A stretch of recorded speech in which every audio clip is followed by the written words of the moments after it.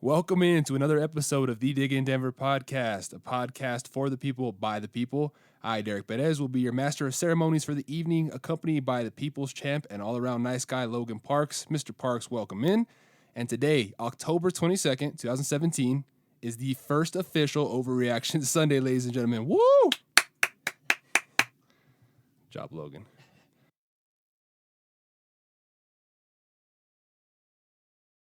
The Nuggets are coming off of a somewhat bizarre win against the Sacramento Kings, a game with a lot of storylines to it. Of course, it was Malone's previous old team, who he had a lot of disdain for, always wanted to really get in there and beat them.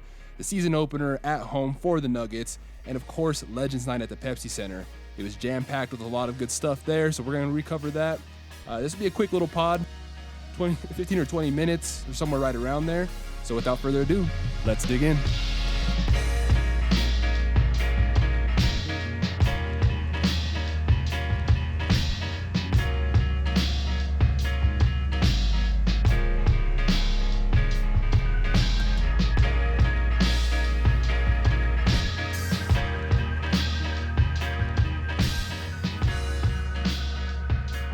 So last night, Logan, was Legends Night. I did not have a chance to be there. However, you did. How was Legends Night when you were there? Yeah, Derek, I thought it was really cool. My favorite part of the whole thing was when at halftime when Dan Issel gave his speech and talked about each of the legends. He had a chance to work with or coach all of the guys that are out there for the Legends Night, and he gave a quick little thing about each player, and it was really neat.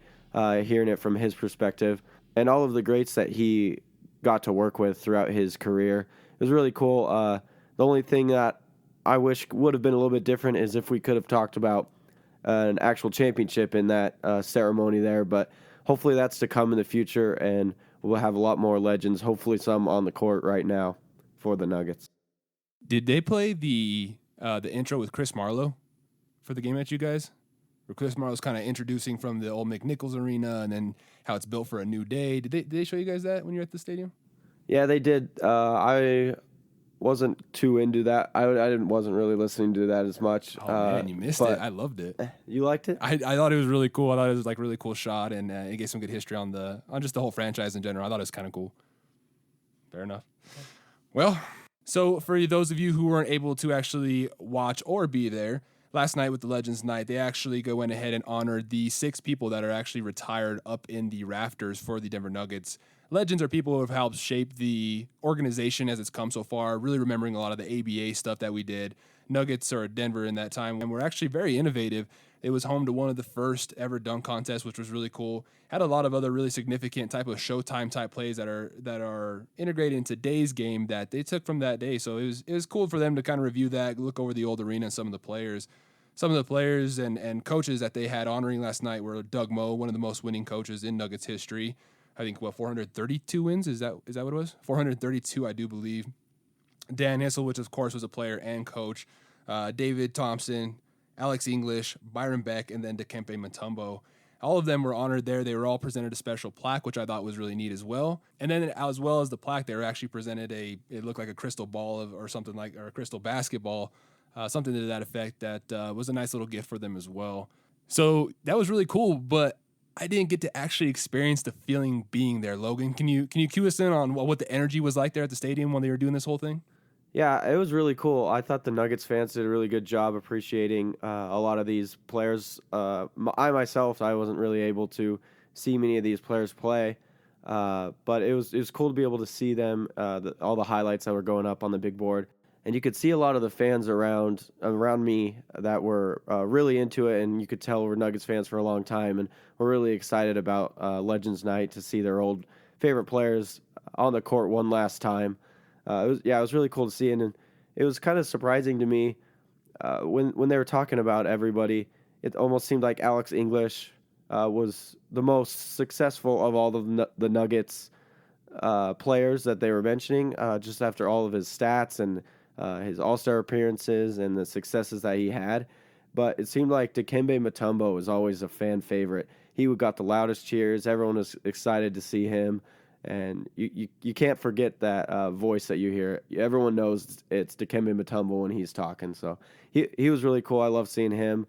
But it was cool looking back at all the history of the Nuggets because really wasn't ever able to see that kind of stuff. So it was cool to see for sure. Like you were talking about, Dan Hissel's speech that he was giving was actually pretty funny, cracking jokes, getting little jabs here at everybody. He did an excellent job of just breaking down what the organization, what it meant to them, what they've done for the organization, just a recap of it, and I thought it was pretty special, pretty cool. Dikembe will always be in Nuggets fans' hearts because of a lot of memories that have gone through with him. He's one of the best players to ever come out of Denver. It was a fantastic night when they got to retire his jersey last year. I was able to be there for that, and that was a really special time too. They always play that one clip with him coming down with the ball in his hands, and it was a really special time. He was an especially electric defensive player, which is pretty fitting for some of the things that we're going to talk about now, Logan. The Nuggets defense last night was actually playing extremely well. We saw some really, really gorgeous movements going on, some rotations. A lot of people seemed like they're really engaged in the defensive side. Of course, this is Overreaction Sunday, so this was the Sacramento Kings, but what are some of your thoughts on the defensive effort, Logan? Yeah, I was at that game, and it was an interesting game, I thought. I think we were giving a lot of effort on the defensive side of the ball. I don't think we really made too many plays on the defensive side, but we were solid, I thought. Holding any NBA team to 79 points is impressive, but that Kings team is not going to win very many games this year. I'm probably not surprising anybody by saying that, but I'd be surprised if they get 15 or 20 wins this year.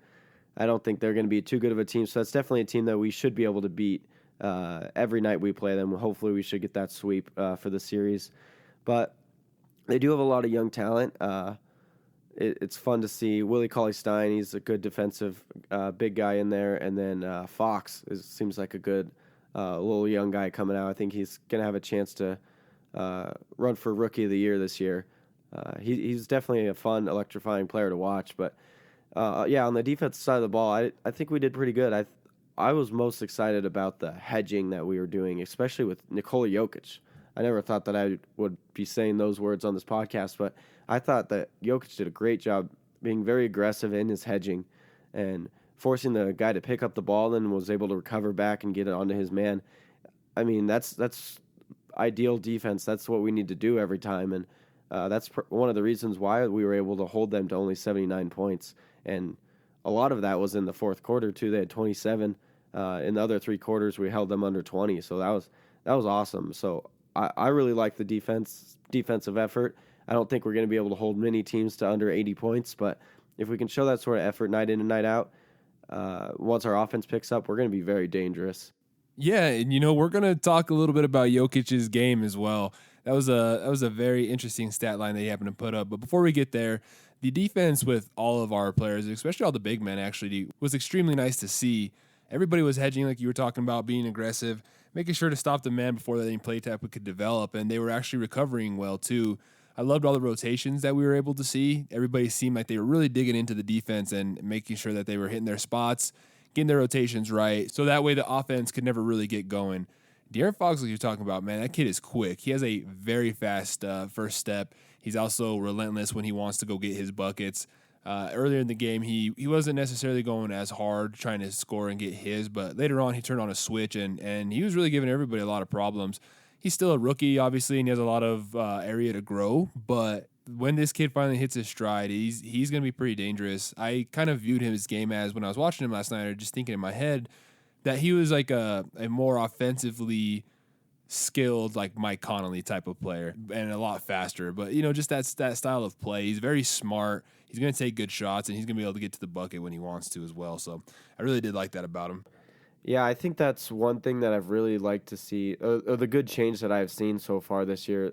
It's been a small sample size, but at least the team is doing a better job strategically against that play, because that's the one that killed us the most last year overall. So it's good to see that they recognize the problem and that we're trying to fix it. And so far, we've done a good job on it. It definitely wasn't just the defense something that we've struggled on as a team last year, is individually as well. And somebody who's criticized the most, at least especially through my eyes, that I've criticized on the defensive end the most, is going to be Jokic. I have been very critical about him becoming a really good defender. Me and Adam Mares from the Denver Stiffs actually had this conversation a couple weeks ago about if I asked him a question if he still believed that Jokic was going to become an elite level defender. I didn't see it at the time. His vertical or his lateral movement and his quickness is just not there enough for me, that it would hinder him enough to where he was never going to be able to be elite. I thought he was smart enough that he'll be able to use positional defense as well as just knowing the game once he gets better to become a average or a little bit above average type of defender, but never an elite defender. But last night, what we were seeing off of him, the most impressive thing that I saw, obviously his offensive game wasn't there, not for the fact that he couldn't get anything going. The kid took 3 shots, and there were multiple times where he passed up on wide open shots again, something that I was kind of critical of him again from the last game, saying he needed to be more aggressive. Well, something that's interesting about that is just the fact that how productive he was. We're going to take a look at that here in just a second, but as far as the defensive end, I was actually amazed. I was glad he was able to show me wrong, but it also looked like in his rotations, he knew exactly where he was going. And then he had a couple of good one-on-one showings. He had that great defensive stop against Zach Randolph, where Zach Randolph had to take like a bad hook left that was actually kind of fading away because Jokic was right on him. So I really applaud Jokic for his defensive effort last night for sure. It was weird only having him take 3 shots a night. After the game, Malone was saying that that's not something that we should come to expect, and I think we all kind of knew that. And Malone wasn't too worried that he didn't score at all, and I don't think we should really be too worried either, but I think he really does need to make more of an effort to get his shot and get his own. There was a lot of times that he had it kind of in like a deeper post, or not a deep post position, but like a little bit farther out on the post, and he had his back to the guy, and I was trying to tell him, like, all right, get in, get your shot, and he'd dribble in a couple times and kick the ball out. And I think those are the times that he needs to make a play for himself instead of just make like an easy pass on the outside that really doesn't get us anywhere. He knows when the passes are there and when they're not, so I think he needs to do a little bit better a job knowing when his shot is there. I think that's going to be a big step for him this year, when to decide to pass it and when to shoot it, since he is our biggest point of our offense. So it's going to be weird. It's going to be interesting to see how this kind of develops, because he's taken, he's only scored 7 points in 2 games so far, but his passing has been really good so far, and that's something that no one really is too surprised about. But he's even 8th in the league after the game against the Kings. He was 8th in the league in assists, and that's just a couple behind Russell Westbrook and James Harden and all those great guards in the league, and he's right up there with him, and he's a center. So we got something special with him. He just got to figure out a little bit more on the offensive side of the ball of him scoring, but I really liked his game so far. And I don't even mind him when he's doing when he has his back to the basket and he's, outside of, let's say, even 7 or 8 feet when he's in that range. I don't mind when he does a couple of dribbles, a couple of back and forths, and then maybe kicks it back out to a high percentage kick out 3, especially when you have Gary Harris out there. We have a lot of shooters. You have Gary, you have Juancho, we have Millsap who will hit the 3, we have Trey Lyles. We have a lot of different people on this team that can hit.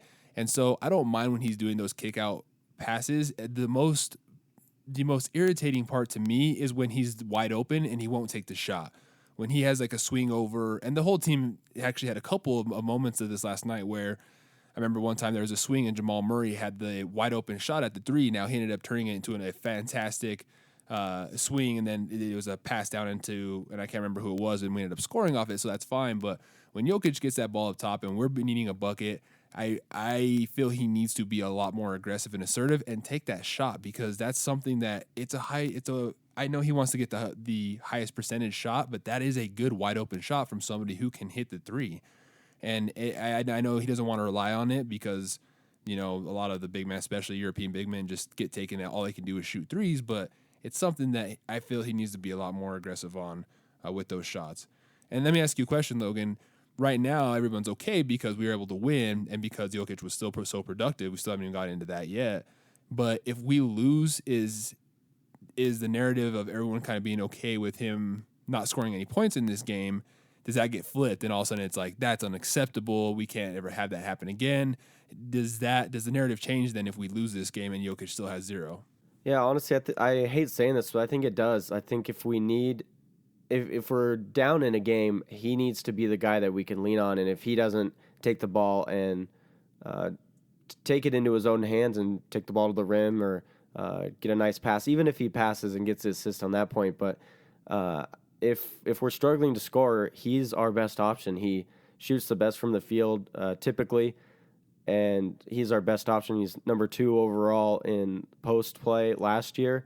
So if we need a bucket, I think we need to give him the ball. And usually if we're on a little bit of a slide of and if we're on a little bit of a downturn, if we're in a little bit of a slump, we do need him to make that play for us, and he needs to be aggressive in those situations. I don't think he really was in a place that he needed to be aggressive in the last game, so he kind of played that kind of basketball a little bit more passive. But definitely, I think if he wants to take this next step to become a great player, he's going to need to be able to attack the rim when we need him to. We don't necessarily have to lean on him because it's not like he's the only person that can go and score, but he has to be a stable for us, right? That's what we're really talking about, that he needs to be able to be a solid reliability for us on the offensive end, especially when we start getting into those clutch games and clutch situations. A lot of times, which we struggled with last year, we need to be able to have him at least going and not at 0 points. So I keep talking about, so I just wanted to read out these stats lines. By the time you hear this, I'm sure it's already going to be blasted out there 100,000 times, but Jokic played 30 minutes. He had 0 points, 7 assists, 9 rebounds. He was 0 for 3 from the field. So it's not like he was taking a lot of shots, but still very inefficient, didn't hit anything. He had 1 steal, 3 turnovers, and the absolute most amazing thing to me was he was a plus 21. That just goes back to credit that defense, and he played some of the best defense I've ever seen him play. But a plus 21 on 0 points, that is absurd. At 30 minutes, too. At 14, 15 minutes, maybe something different, but that defensive prowl that he was on last night was fantastic, and it was very encouraging to see because it's awesome to see our best player continue to improve his game in areas. Once again, overreaction Sunday, it was the Kings. They're not going to be the most talented team in the world, but still, he shows that he has the potential and the ability to do it. And I didn't see it before, so I'm glad that I was wrong on that. And the whole team in general, like we were talking about, I mean, Logan, they were at an 85.2 defensive rating. It was a fantastic defensive performance all the way around.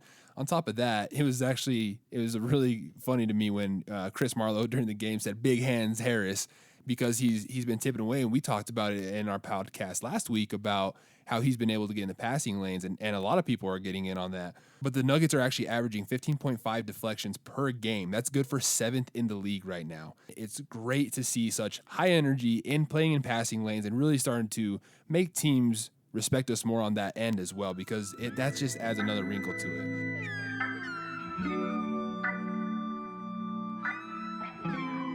Logan, moving on from that, though, there was another nice little surprise last night from another player that you and I have been high on ever since he came to this team, and that was Emmanual Mudiay. Emmanual Mudiay had a pretty good darn game last game.